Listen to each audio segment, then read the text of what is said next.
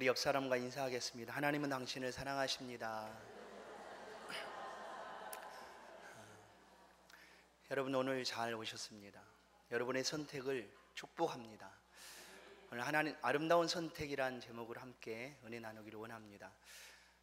우리가 매일매일 순간순간 선택하면서 살 수 있다는 것은 참 축복이라고 생각이 듭니다. 그러나 사실 이 선택한다는 삶은 그렇게 쉬운 것은 아닌 것 같습니다. 왜냐하면 선택의 결과와 그 책임은, 결과에 대한 책임은 그 선택한 사람이 지기 때문입니다. 사람들은 저마다 선택을 하게 됩니다. 그러나 당신은 왜 그렇게 선택했어?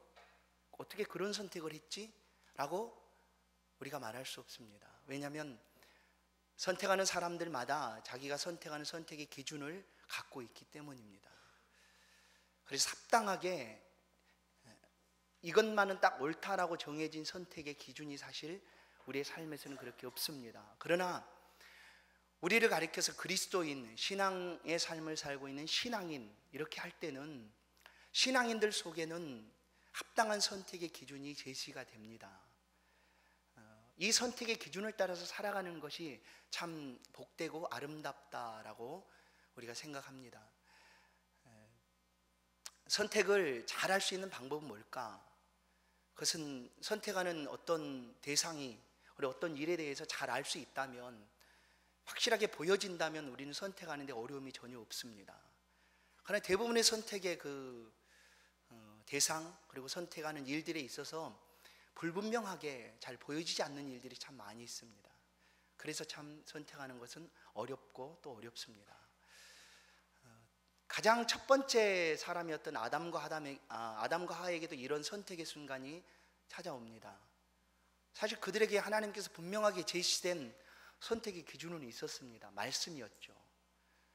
선악과 나무를 두고 먹지 말라, 이것이 바로 선택의 기준입니다. 그럼 먹지 않아야 되는 것이 그들이 할 수 있는 선택입니다. 그러나 그들은 하나님 말씀보다 자기가 원하는 대로, 자기 하고 싶은 대로 선택을 하게 됩니다. 그래서 먹음직하고 보암직하고 지혜롭게 할 만큼 탐스럽다 보는 순간, 그래서 그 선택을 따라서 그 나무를 열매를 먹습니다. 만약에 여러분 아담과 하와에게 제시된 그 생명 선악을 알게 하는 나무가 겉에 이렇게 죽음이다 라고 써 있었다면 어떨까요? 선택하는데 더 쉽지 않았겠습니까? 그죠? 그러나 하나님께 선택으로 기준으로 주신 그 선택 기준 속에 이미 쓰여 있진 않지만, 그것이 바로 먹으면 죽는다라는 것이 쓰여 있진 않지만 그 안에 담겨져 있는 내용이었습니다. 그러나 그게 보이지 않으니까 선택할 때 참 어렵다는 것이죠. 오늘 저는 그 본문 내용을 중심으로 선택을 어떻게 해야 될까, 이제 국한해서 본문 내용에 한정되어서 말씀을 드리고 싶습니다. 우리는 어떤 선택을 해왔는가, 아니면 또 앞으로 우리는 어떤 선택을 하는 것이 옳고 합당한가 하는 것입니다. 오늘 본문 내용을 잠깐 보면 이렇습니다. 열왕기하 6장부터 이어지고 있는 내용이 바로 7장입니다. 6장에 어떤 내용이 기록되느냐 하면 아람 군대가 이스라엘을 쳐들어옵니다. 이스라엘의 유명한 선지자 엘리사를 잡기 위해서 사실 왔지만 잡을 수 없고 다시금 또 은혜를 입었지만 그들이 또다시 침공해 옵니다. 그리고 수도인 사마리아 성을 완전히 포위해버립니다. 그래서 성 안에서 밖으로 나올 수도 없고 밖에서 성으로 들어갈 수 없고 고립된 상태입니다.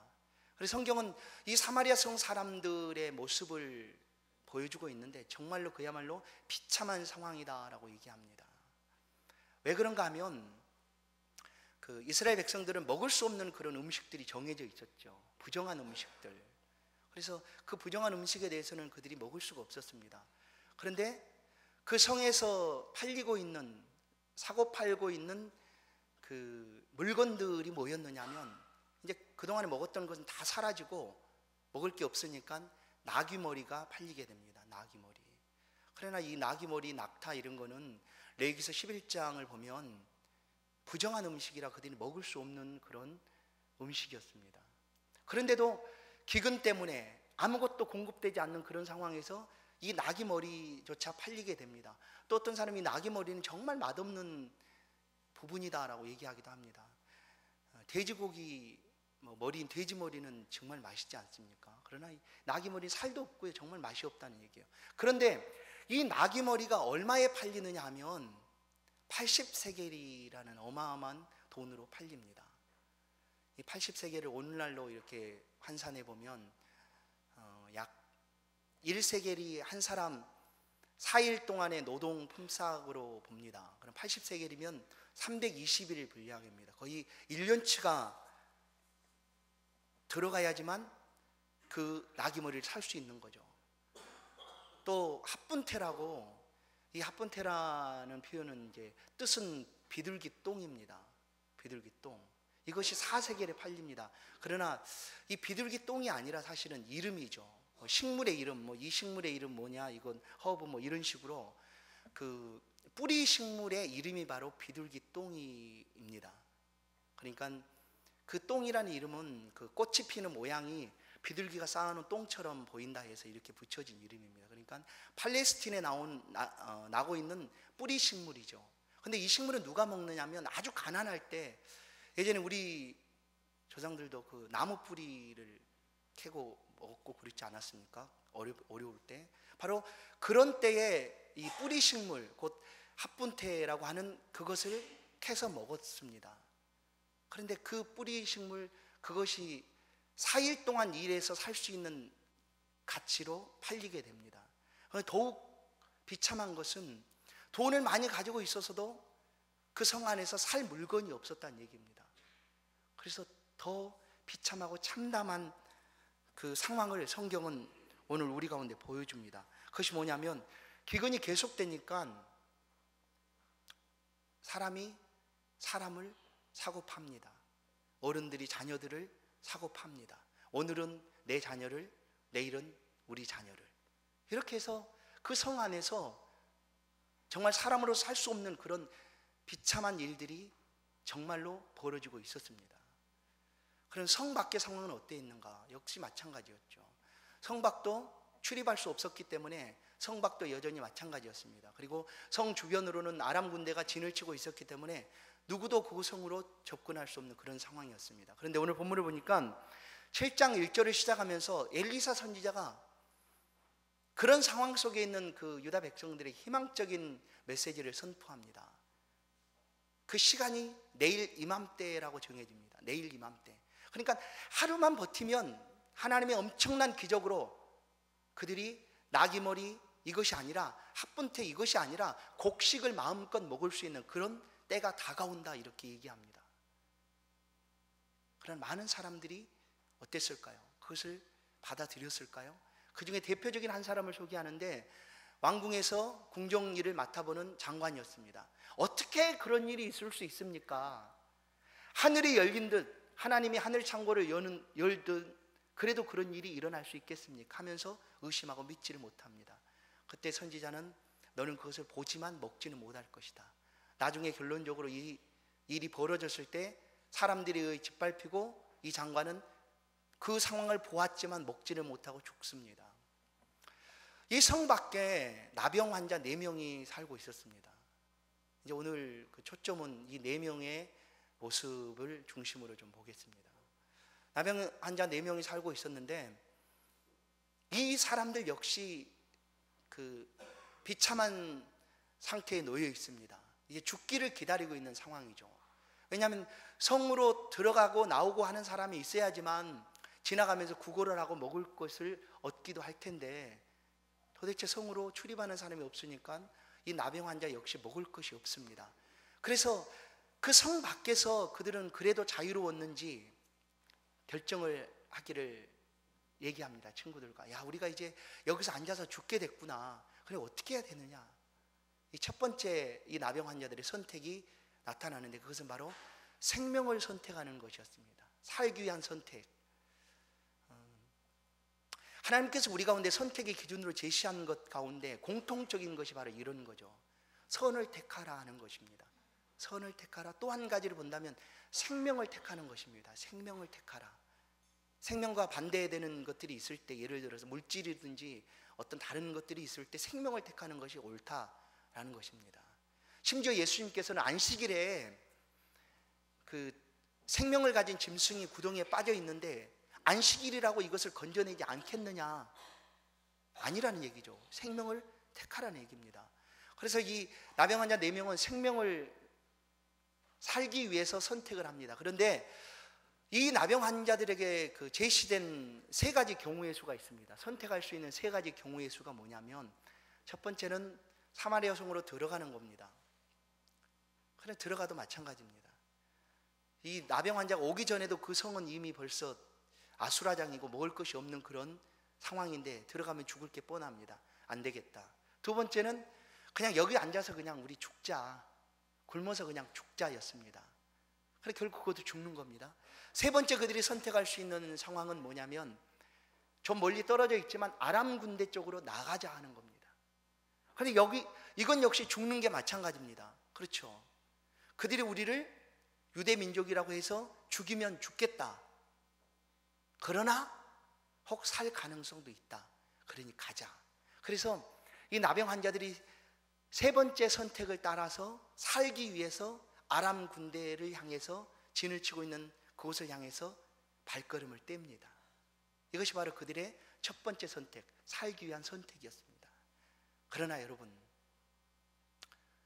하나님께서 오늘 기적을 베푸시고 계시는데, 기적을 일으키시는데, 그 기적의 첫 번째 시작이 바로 이들의 선택하고 걷는 첫 걸음이었습니다. 첫 발걸음이 하나님의 기적의 시작이었습니다. 이들의 상황이 얼마나 비참했는가. 이 나병 환자 4명의 상황이 먹을 것도 없죠. 몸에 질병도 걸렸죠. 그리고 어디 그들이 힘이나 있었겠습니까? 걷는 것조차 힘들었겠죠. 그리고 대낮에 가는 것은 그들에게 너무너무 힘든 상황이었습니다. 자신의 모든 치부가 다 드러나고 보여지고, 그래서 해가 질 때쯤 그들은 움직이기를 원했습니다. 그래서 기다리다 해질녘이 되어서 그 피곤한 몸을 이끌고 한 걸음 떼놓습니다. 바로 이 순간 하나님께서 그 자리에 기적을 베풉니다. 어떤 기적일까요? 열왕기하 7장 1절에 선지자를 통해 하고 있는 그 기적을 지금 시작하고 계십니다. 내일 이맘때에 성문 앞에서 마음껏 곡식을 아주 적은 가격으로 그들이 얻게 될 것이다. 이 기적이죠. 지금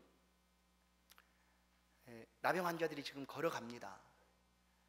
얼마나 힘들었겠습니까? 아마 몸을 질질 끌고 가든지 기어서 가든지 그래도 살기 위해서 그 아람 군대를 향해서 걷고 있습니다. 그런데 바로 이 순간 얘들은 그냥 일상의 삶 살기 위해서 그렇게 걸어갔지만 하나님께서 이 상황 속에 기적을 일으키시고 있다는 사실을 우리는 볼 수가 있습니다. 6절이죠. 6절을 보시면 이는 주께서라고 표현합니다. 주께서. 이 나병 환자들은 그냥 그들의 삶을 살았습니다. 우리도 마찬가지죠. 우리가 특별하진 않아도 우리 일상의 삶을 계속 살아갑니다.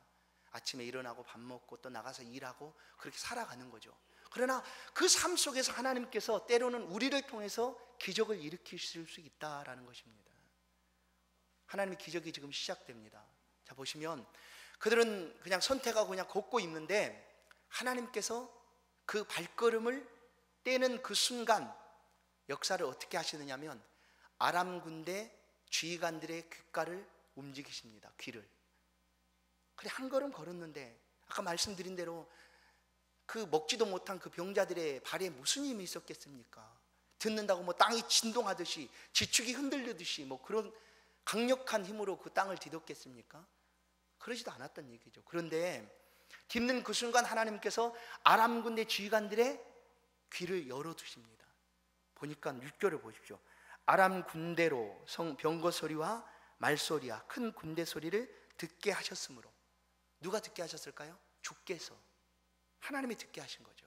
그러자 지금 이 아람 군대는 지금 난리가 났어요. 지휘관들을 다 소집합니다. 긴급 소집해서 회의를 합니다. 그리고 중대한 결정을 하게 됩니다. 야, 지금 오랫동안 갇혀있던 그 이스라엘 왕이 용병을 사왔나 보다. 햇사람, 애굽 사람의 용병을 사왔나 보다. 예, 우리 큰일 났다. 왜냐하면 보십시오, 아람 군대 역시 오랫동안 그곳에 정착해 있었기 때문에 뭐 그렇게 많이 뭐 군량미나 이런 게 많이 있었겠습니까? 그렇죠? 그러니까 그들이 이 소리를 듣고 내린 결론이 뭐냐면, 이스라엘 왕이 군대를 사왔구나, 우리가 이렇게 그냥 붙으면 우리는 패한다, 그러니까 우리 도망가자 이었습니다. 보시면 7절 하반절을 보십시오. 7절 하반절을 보시면 그대로 두고 목숨을 위하여 도망하였습니다. 아람 군대가 살고 싶어서 도망합니다. 여러분, 나병 환자도 역시 살고 싶어서 그곳으로 갔고, 이 아람 군대도 살고 싶어서 도망갑니다. 그렇죠?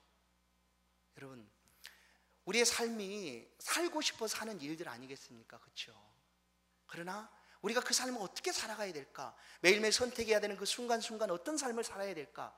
그런 것을 통해서 하나님께서 기적으로 역사하시고 행하신다는 사실입니다. 자, 아람 군대가 이 소리를 듣고 떠나갑니다. 그래서 이 나병 환자들이 들어가 보니까 사람이 한 사람도 안 보입니다. 사람도 보이지 않고 그냥 놓고 간 음식물을 마음껏 섭취합니다. 얼마나 맛있게 먹겠는지 막 먹죠. 먹은 다음에 자신들의 미래를 위해서, 그들은 여길 떠나면 또 뭐 움막을 치고 살든지 아니면 거리에서 이렇게 구걸하든지 그래야 되지 않습니까? 그래서 옷도 은과 금도 찾아서 숨겨둡니다. 그리고 또 다른 장막으로 가서 마음껏 먹습니다. 그리고 동일하게 자신들을 위해서 숨겨두고 또 취합니다. 그러다 이들에게 한 가지 큰 자각이 나타납니다. 그것이 바로 9절에 있는 말씀입니다. 읽지는 않았는데 우리 같이 한번 읽겠습니다. 9절 말씀 시작. 나병 환자들이 그 친구에게 서로 말하되 우리가 이렇게 해서는 아니 되겠도다. 여기까지만요. 네, 여기까지만. 네. 우리가 이렇게 해서는 아니 되겠다 하는 겁니다. 이렇게 해서는 아니 되겠다. 어느 순간에 이런 자각이 우리 가운데 나타날까요? 이렇게 해서는 아니 되겠다, 이런 스스로의 자각이 우리 가운데 필요합니다. 누가 뭐라 할 사람이 없습니다. 나병 환자들이 그렇게 한다고 해서 누가 아무도 뭐라 할 사람이 없었습니다. 그런데 그들 스스로 이렇게 해서는 아니 되겠다 하는 겁니다. 왜일까요? 막연하게나마 그들의 머릿속에 남아있는 사마리아 성에 있는 사람들을 생각함이죠. 그래서 이렇게 해서는 아니 되겠다. 그리고 멈춥니다. 그리고 그러면 어떻게 할까? 아름다운 선택이라 표현을 했는데 바로 지금부터 이들의 선택이 정말 아름답다 저는 생각을 합니다. 그렇게 하지 않아도 되죠. 무슨 상관이 있습니까? 그들이 자기한테 한 것이 뭐가 있습니까? 내어 쫓고 공동체에 살지도 못하도록 쫓아낸 것입니다. 쫓아낸 것뿐만 아니라 하나님께 무슨 죄를 지었는지 죄를 정죄하고 사람들이 다 싫어했습니다.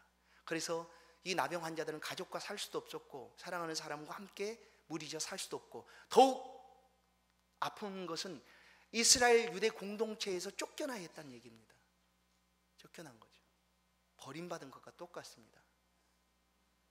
그런 유대 공동체를 생각하지 않는다고 누가 뭐라고 하겠습니까? 아, 당신은 그래, 그렇게 어려움 당했으니까 그 사람들한테 그렇게 하는 게 마땅하고 합당하지. 괜찮아 하고 싶은 대로 해. 이렇게 해도 괜찮습니다. 그러나 그렇게 할 수도 있음에도 불구하고 그들은 자기 스스로 자각하는 거죠. 이래서는 안 되겠다, 이런 거죠. 신앙생활 하면서 이런 순간순간들이 우리 가운데 나타나지 않겠습니까? 우리가 어떤 행동을 한다든지 어떤 선택을 하게 될 때 이래서는 안 되겠다 하는 순간들이 있게 되죠. 그럴 때 오늘 이 말씀을 한번 기억해 보십시오. 나병 환자들에겐 유대 공동체가 그렇게 썩 좋은 공동체가 아니었습니다. 그들을 생각하면 마음이 아픕니다. 섭섭합니다. 분노가 끓어오릅니다. 밉습니다. 싫습니다. 상종도 하기 싫습니다. 만나고 싶지도 않습니다. 그런 사람이 유대 공동체였죠. 쫓겨난 그들이었습니까? 그런데도 불구하고 어떻습니까? 그런 마음이 있음에도 불구하고 그것을 다 누릅니다. 억누르고 그냥 사마리아 성에 굶어 죽어 가고 있는 그 유대 동족들의 생명을 생각합니다. 그래서 그들이 과감하게 선택합니다. 어떻게 해요? 이래서는 안 되겠다. 멈추고 발걸음을 돌려서 사마리아 성문으로 달려갑니다. 달려가서 문지기에게 얘기합니다. 여보시오, 지금 저 아람 군대 진영에는 사람이 아무도 없습니다. 거기에는 먹을 것이 가득합니다. 이 한마디만 전하는 거죠. 이것을 오늘 성경은 복된 소식이다, 아름다운 소식이다 라고 얘기합니다. 누구에게? 사마리아 성 사람들에게 정말 아름다운 소식입니다. 이 소식이 전해지지 않았다면 그들은 어떻게 됐을까요? 다 죽는 거죠. 인간 이하의 삶을 살아가면서 서로 자녀들을 나눠 먹으면서 그렇게 살겠다고, 그러다가 결국 죽지 않겠습니까? 왜냐하면 이쪽에 먹을 것이 풍성한데도 알려주지 않은 이상 그들은 꼼짝 못하고 그 안에서만 사는 거죠. 나오지 못하고. 그런데 이 나병 환자들이 아름다운 선택을 통해서 이들에게 소식이 전해집니다. 그래서 죽어야 했던 그들이 단 한 사람도 죽지 않고 다 살게 됩니다. 이 선택이 정말 이 나병 환자들의 아름다운 선택이었다는 것입니다. 그러면 어떻게 이렇게 할 수 있었는가?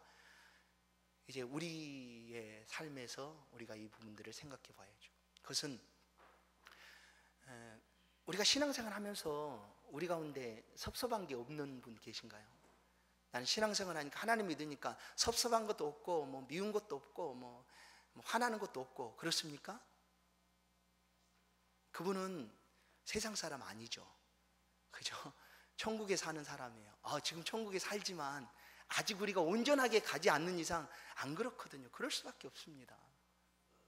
그러면 그렇다고 해서 우리의 삶을 어떻게 살아야 되는가? 미우면 당신이 나 미워하니까 나도 밉습니다. 당신 나 싫어하니까 나 싫습니다. 당신 꼴도 보기 싫습니다. 만나기도 싫습니다. 내 앞에서 사라지십시오. 상종도 하지 마십시오. 나는 내 길대로 예수 믿고 살아갈 테니까 당신은 당신대로 사십시오. 이렇게 하고 모른 척 하겠습니까? 만약에 그런 삶이라면 예수 믿는 삶이 뭐 힘들겠습니까? 그게 힘들어요, 여러분. 여러분 하고 싶은 대로 사는데 그게 뭐가 힘듭니까? 속으로는 생각할 거 아닙니까? 나는 내가 이렇게 하고 싶은 대로 살아도 난 하나님 믿으니까 천국 가지. 뭐가 문제 있어? 아유, 꼴 좋다 저놈. 말 안 듣다가 날 괴롭히다가 저렇게 죽어가게 내버려 두고. 사마리아 사람들 아유 잘 됐다. 그냥 그대로 죽게 내버려 둬. 무슨 상관이 있어? 우리를 쫓아내고 나한테 관심도 없는 사람들. 우리나 먹고 실컷 배부르자. 이렇게 나병 환자들이 했다면 다 죽는 거죠. 오늘 이제 우리의 삶에서 신앙을 가졌다는 것이 뭔가, 신앙이라는 게 뭔가, 그것을 생각해 봐야 되는 거죠. 이래서는 안 되겠다는 겁니다. 신앙은 어려울 때부터 빛을 발하는 거죠. 빛이 비춰지게 됩니다. 가장 어려울 때 빛이 나는 게 신앙입니다. 이 나병 환자들은 이런 선택을 할 수 있었던 건 섭섭함을 내려놓는 거죠. 이거 다 내려놓습니다. 이것을 내려놓지 않으면 그에게서 나갈 사랑이 멈춰버리고 맙니다. 섭섭함이 쌓이고 쌓이면 두꺼워져서 결국 사랑이 전해질 수가 없죠. 그리고 아무렇지도 않게 됩니다. 또 억울함, 미움, 분 이런 것들도 내려놓았습니다. 그렇게 해서 전할 수가 있게 된 거죠. 한 여인이 있었죠. 이 여인은 사랑을 구하는 어떤 어려움이 있었는지 몰라도 하여튼 사랑을 아주 많이 구하는 여인이었습니다. 그래서 결혼을 4번이나 했죠. 그런데도 부족했는지 또 다른 사랑을 찾아서 만났습니다. 그러나 그 사랑을 찾았지만 결국 그는 숨어서 살아야 했습니다. 사람들의 손가락질, 수군거림을 피하여 살아야 했습니다. 드러내지 않고. 그러다가 어느 날 우물가에 물을 길러 왔다가 한 사람을 만납니다. 그가 바로 예수 그리스도였습니다.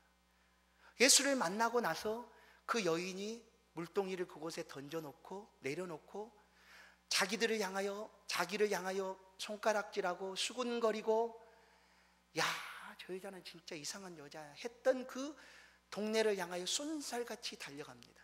가서 외칩니다. 와보라, 내가 메시아를 만났다, 이겁니다. 여러분, 우리 안에 섭섭함, 화나고 분내고 이런 것들로 인해서 이것들이 전해질 사랑이 막아져 버린다면, 막혀 버린다면 어떻게 될까요? 다 죽는 거죠. 그냥 구약의 선지자들은 내가 복음을 전하지 않으면 화가 내게 미칠 것이다, 이렇게 스스로 외쳤습니다. 사도 바울도 고린도전서 9장에서 얘기합니다. 16절에서 내가 복음을 전하지 않으면 그 화가 내게 있을 것이다 라고 얘기합니다. 오늘 나병 환자들의 모습을 보십시오. 사실 이 나병 환자들은 보통 사람들이 볼 때 정말 보통 사람하고 다르니까 부족하다 여길 수 있지 않습니까? 무슨 힘이 있겠냐 그렇게 여기지 않겠습니까? 그런데 이 사람들을 통해서 하나님께서 기적을 일으키시고 수많은 생명을 살리게 됩니다. 그냥 살린 게 아니라 이 사람의 아름다운 선택 때문이었습니다. 자, 9절을 다시 한번 보시면 이렇게 얘기합니다. 오늘 아름다운 소식이 있는 날이거늘 우리가 침묵하고 있도다. 오늘 우리가 아름다운 소식이 있는 날이거늘 우리가 침묵하고 있도다. 여러분, 때로는 침묵이 필요하지만 아름다운 소식을 전할 때는 침묵이 필요치가 않습니다. 왜냐하면 아름다운 소식이라고 한다면 때가 필요한 거죠. 때. 그렇죠? 만약에 이 나병 환자들이 실컷 거기서 먹고 자고 그 다음날 하루 이틀 지나서 전했다면 어떻게 될까요? 사마리아 성은 더 곤고함이 컸겠죠. 그리고 무슨 일이 벌어졌는지 알 수가 없겠죠. 그러니까 때가 필요하다는 얘기입니다. 여러분, 우리가 전해야 될 그 복된 소식, 아름다운 소식, 복음이라고 할 수 있는 예수 그리스도 역시 마찬가지죠. 때가 있습니다. 딱 적절하게 전해져야 될 때가 있습니다. 바로 그 순간에 전해질 때 그것이 그에게 아름다운 소식이 될 수가 있습니다.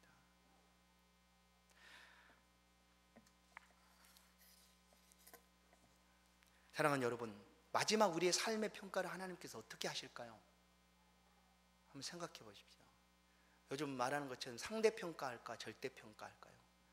상대평가는 별로 안 하겠죠. 왜냐하면 저 사람은 나는 다르니까 저 사람이 하는 것처럼 내가 그렇게 안 했다고 하나님께서 야 너 그렇게 했느냐 야단하지 않으실 거란 얘기죠.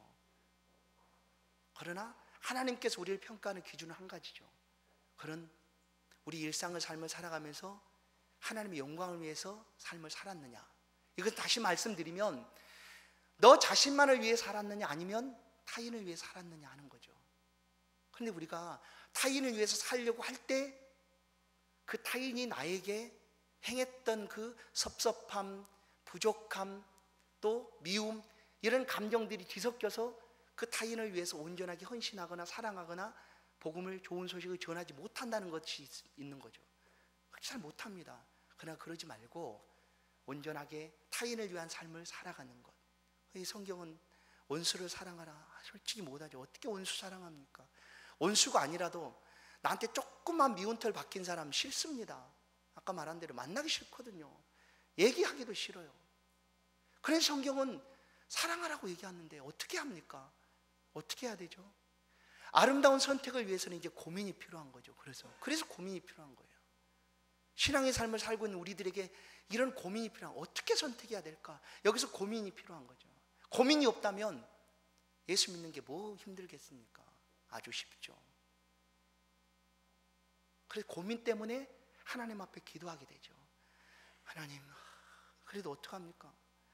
예수 믿고 천국 가야 되지 않습니까? 그래도 나는 예수 믿어야죠. 저 생명이 죽어가는데 하나님 살려주지 않습니까? 하면서 고민하고 하나님 앞에 기도하는 거죠. 그 삶을 통해서 우리의 사랑이 그에게 전해지는 겁니다. 그것이 우리의 삶에서 나타나고 있는 아름다운 선택이 될 수 있다는 거죠. 여러분, 저는 이런 생각을 해봤어요. 우리나라에 예수 믿는 사람이 정말 많지 않습니까?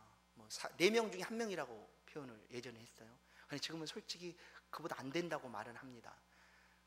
만약에 5명 중에 1명, 10명 중에 1명이라고 한번 생각해 보십시오. 10명 중에 1명. 자, 내 주위에 나를 아는 사람이 딱 10명밖에 없을까요? 그건 아니죠. 그건 아니지 않습니까? 10명 더 될 수 있죠. 많이 있지 않습니까? 내가 알고 있는 사람 10명도 넘을 거 아니에요. 그럼 그 사람들에게 내가 정말 예수 믿는 사람의 삶을 살아가는 거죠. 잘 사는 거예요. 일상 속에서 뭐 특별하게 하지 않아도 그냥 이 신앙의 삶을 살아가면서 아름다운 선택, 생명을 위한 선택, 선을 위한 선택을 하면서 잘 살아가는 거예요. 그러면 이 땅 예수 믿는 사람이 왜 없겠습니까? 왜 늘어나지 않겠습니까? 그러지 않다는 이유는 그 책임이 우리한테 있다는 얘기예요. 우리의 삶이 그렇게 살지 못하니까 그러는 거예요. 여러분, 무겁게 들려지십니까? 그러나 이런 것들이 아니라면 예수 믿는 삶을 뭐 힘들다고 얘기하겠습니까? 그냥 마음대로 살면 되는데, 내 원하는데, 내 선택의 기준을 가지고 내가 하고 싶은 대로 살면 그것이 되는데, 그런데 하나님은 아니다. 그래서 생명을 위해서 해야 되지 않겠니? 그래서 고민하게 되고 또 기도하게 되고 더 하나님 앞에 매달리게 되고, 그럼을 통해서 그리스도의 사랑이 전해지게 될 줄로 믿습니다. 사랑하는 여러분, 여러분의 삶의 선택의 순간에 어떤 선택을 하시고 싶습니까? 혹시 여러분 아프게 한 사람이 있거든 내려놓으십시오. 주님 말씀합니다. 우리가 우리에게 죄 지은 자를 사하여 준 것 같이 우리의 죄를 사하여 주옵소서라고 얘기합니다. 용서하십시오. 그러면 올바른 선택, 아름다운 선택의 첫걸음을 뗄 수가 있습니다. 그 삶들을 통해서 하나님께서 기뻐하십니다. 아까 말했죠. 하나님 마지막 순간에 우리를 어떻게 평가하실까? 그 영광을 위한, 하나님의 영광의 삶을 위한 삶들을 가지고 평가하지 않을까 싶습니다. 그러니까 각자의 삶이 각각 다르기 때문에 서로 다른 사람들의 삶을 살아가는 걸 하나로 해서 합당한 기준이 이러니까 이렇게 살아야 된다, 그런 게 없다는 얘기죠. 그냥 내가 이 선택의 기준을 가지고 하나님 앞에서 정말 잘 살아가면 되는 거예요. 내가 바르게 신앙 안에서 아름다운 선택으로 살아가면 됩니다. 그러면 그 삶은 하나님께서 칭찬하시고 잘했다, 힘써 주실 줄로 믿습니다. 여러분, 우리 환경은 예수 믿어 사실 달라지지 않을 수 있습니다. 뭐 달라지나요? 안 달라질 수 있어요. 그대로일 수 있습니다. 그러나 분명하게 달라진 것이 있다면 우리의 신분이 달라진 것은 확실하죠. 그러면 신분이 달라지면 환경도 달라지는 게 맞습니다.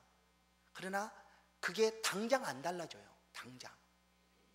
그러나 고민하고 또 하나님께 묻고 신앙의 삶을 내가 살기를 원합니다, 바른 선택을 하고 살아가기를 원합니다 하는 순간 우리의 삶이 달라지게 되는 겁니다. 그런 삶들을 통해서 하나님께서는 영광을 받으시고 우리의 삶을 잘했다 인정해 주실 줄로 믿습니다. 다음 주가 이제 뭐 부담이 될 수도 있죠. 총동원 주일입니다. 때로는 우리가 이 얘기를 듣지 않아도 우리의 마음속에는 부담으로 남아있을 수 있습니다. 혹시 여러분 주위에 10명의 사람들이 있습니까? 돌아가셔서 한번 전해보십시오. 내가 어떤 이유 때문에 전하는 것을 막고 있다면 어떻게 보면 내가 그 사람의 생명을 죽이는 결과를 낳을 수도 있습니다. 무서운 얘기죠. 때가 있다고 말합니다. 오늘 9절에서 이 나병 환자들은 오늘은 아름다운 날이거늘 우리가 침묵하고 있는 것이 옳지 않도다라고 얘기합니다. 언제까지? 아침까지. 맞았어요. 그들이 아침까지 침묵했다면 하나님은 다른 방법으로 그 기적을 이루셨을 것입니다. 아침까지 침묵했다면. 그러나 그들이 이것을 자각하고 하나님 앞에서 자기의 선택을 따라 아름답게 행했을 때 하나님께서 이들의 삶을 칭찬해 주시고 높여 주시는 거죠. 사랑하는 성도 여러분, 오늘 우리의 남겨진 삶 속에 이 나병 환자들과 같은 아름다운 선택이 있기를 간절히 축원합니다. 그 삶을 통해 영광을 돌리시고 여러분의 삶이 하나님 앞에 더 큰 은혜의 삶으로 나아가기를 간절히 축원드립니다. 하나님 감사합니다. 우리를 통해서 절망을 희망으로, 화를 복으로 바꾸시기를 원합니다. 우리 안에 복음이 있고 예수 만남의 기쁨이 있사오니 이것들을 가지고 우리 주변의 많은 사람들을 찾아가게 하시고 나병 환자들이 기적을 체험하고 돌아가서 기쁜 소식을 전했던 것처럼 우리 또한 세상에 나가 이 기쁜 소식, 복된 소식, 예수 그리스도의 소식을 전할 수 있도록 은혜 베풀어 주옵소서. 우리의 소식이 절망을 듣고 낙심 가운데 있는 사람들에게 희망을 던져주는 그런 소식이 될 수 있도록 하나님 역사하여 주옵소서. 예수 그리스도의 이름으로 기도하옵나이다. 아멘.